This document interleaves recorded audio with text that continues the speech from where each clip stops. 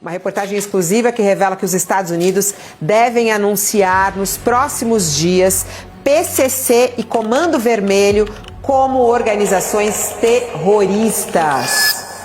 É isso mesmo, Estados Unidos devem anunciar PCC e Comando Vermelho como organizações terroristas. Isso é bom, isso é ruim, o que isso muda, o que isso interfere no Brasil, o que isso interfere também nas ações dos Estados Unidos, é o que a gente vai descobrir agora. Os Estados Unidos estão prestes a decretar as facções criminosas do Brasil como organizações narcoterroristas, o que abriria espaço para medidas econômicas e até mesmo ações militares estratégicas contra esses grupos em solo brasileiro. Essa classificação daria ao governo de Donald Trump respaldo jurídico e político dentro do Congresso norte-americano para agir de forma direta contra cartéis brasileiros que exportam substâncias ilícitas para os Estados Unidos. A iniciativa representa uma mudança significativa na forma como Washington enxerga o problema do narcotráfico na América Latina, mostrando que os recentes reposicionamentos do Comando Sul na região não foram à toa.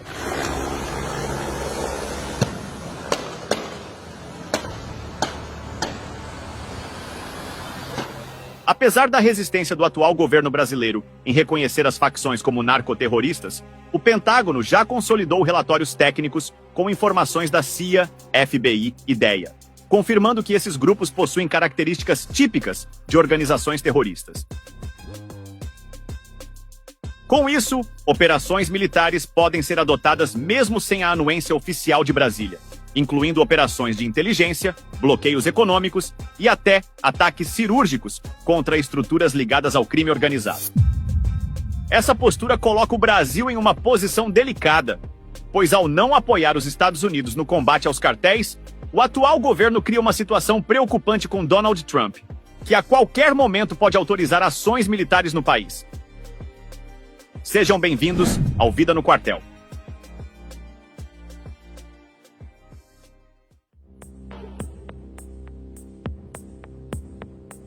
As recentes movimentações do Comando Sul na região indicam que os Estados Unidos estão preparando uma ampliação significativa das operações militares, indo além do monitoramento da costa venezuelana e podendo, a qualquer momento, iniciar ações na costa brasileira e em outros países vizinhos.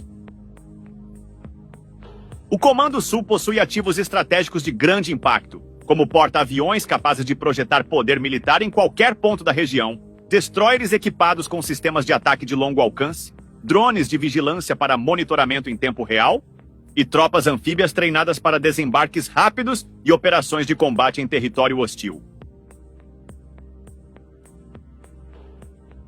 Essa combinação de forças garante aos Estados Unidos uma capacidade de resposta imediata e altamente eficaz contra alvos considerados estratégicos. Além da presença ostensiva de meios militares no Pacífico, há também a possibilidade real de infiltração de agentes disfarçados no Brasil. Esses agentes podem se passar por turistas, empresários ou profissionais comuns, mas na realidade atuam como membros da CIA, coletando informações de inteligência que subsidiam as futuras ações militares do Comando Sul. Essa rede de espionagem é reforçada pelo apoio do FBI, especializado em investigações de redes criminosas, e da DEA, que concentra esforços no combate ao tráfico internacional de drogas. Com essa estrutura integrada, os Estados Unidos conseguem mapear rotas, identificar líderes de facções e localizar depósitos de armas e drogas, preparando o terreno para operações cirúrgicas, com a possibilidade real de bombardeios, como já citado pelo secretário de Guerra Pete Hegseth. A junção da capacidade bélica do Comando Sul com a expertise de inteligência da CIA, FBI e DEA cria um cenário em que qualquer país da região pode se tornar alvo de ações militares, caso seja considerado um reduto de organizações narcoterroristas.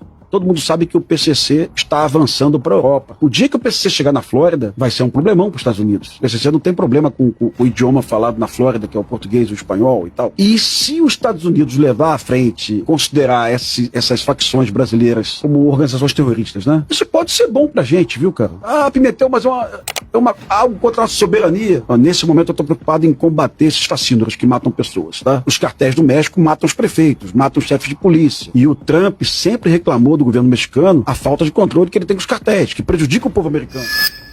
Isso coloca o Brasil em uma posição delicada, já que sua recusa em se alinhar à coalizão internacional pode abrir espaço para incursões sem a anuência do governo local. Go! Now, 1 Charlie, 7 November, go. 7 November, Golf, my unit.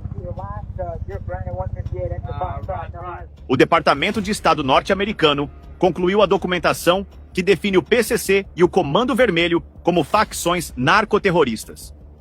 Esse material passou pela avaliação de diferentes agências do governo dos Estados Unidos, como CIA, FBI e DEA, que também aprovaram o conteúdo. O processo segue o mesmo padrão já adotado pela administração Trump em relação a outros grupos da América Latina, como o Cartel de Jalisco no México e o Trem de Aragua na Venezuela. Após a análise final do secretário de Estado, Marco Rubio, o documento será encaminhado ao Congresso e posteriormente publicado no Registro Federal, o que pode levar até 2 semanas para a formalização.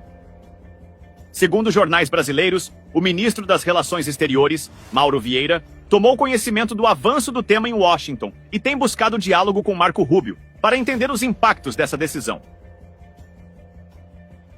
A expectativa é de que o governo dos Estados Unidos anuncie em breve a inclusão das facções brasileiras na lista de organizações terroristas estrangeiras, o que representaria uma mudança significativa na forma como o crime organizado no Brasil é tratado internacionalmente.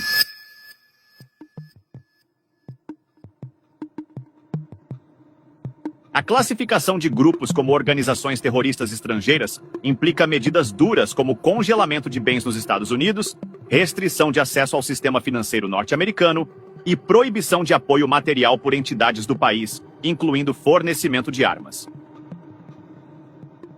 Caso seja confirmada, essa decisão colocará o Brasil em uma posição delicada, já que mesmo sem o apoio oficial do governo brasileiro, o governo de Donald Trump terá respaldo legal para agir contra estruturas ligadas ao PCC e ao Comando Vermelho.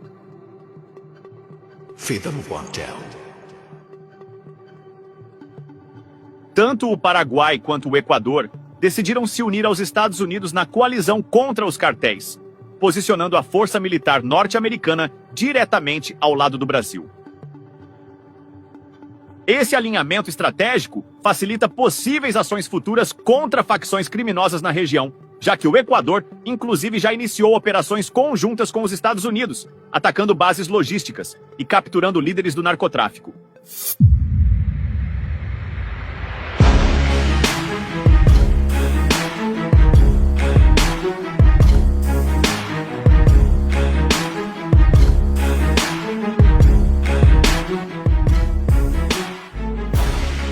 A presença norte-americana nesses países cria uma espécie de cinturão militar, que amplia a pressão sobre o Brasil, que até agora se mantém fora da coalizão.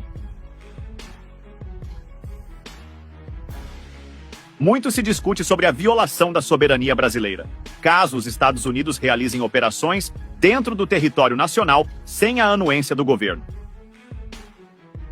Entretanto, segundo o Pentágono, as ações militares e de inteligência não seriam direcionadas contra o Estado ou o governo brasileiro, mas sim contra os criminosos que operam em uma rede internacional de tráfico de drogas. Essa justificativa reforça a narrativa de que o objetivo é enfraquecer os cartéis e reduzir sua capacidade de exportação de drogas, ainda que isso coloque o Brasil em uma posição delicada diante da pressão internacional e da possibilidade de ver incursões externas em seu território.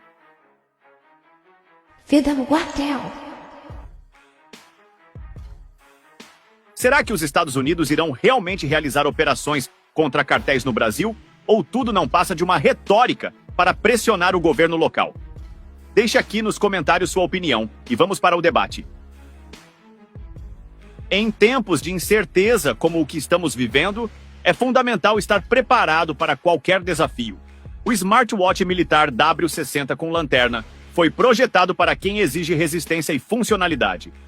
Com design moderno e mostrador digital de alta resolução, ele exibe muito mais que apenas hora e data.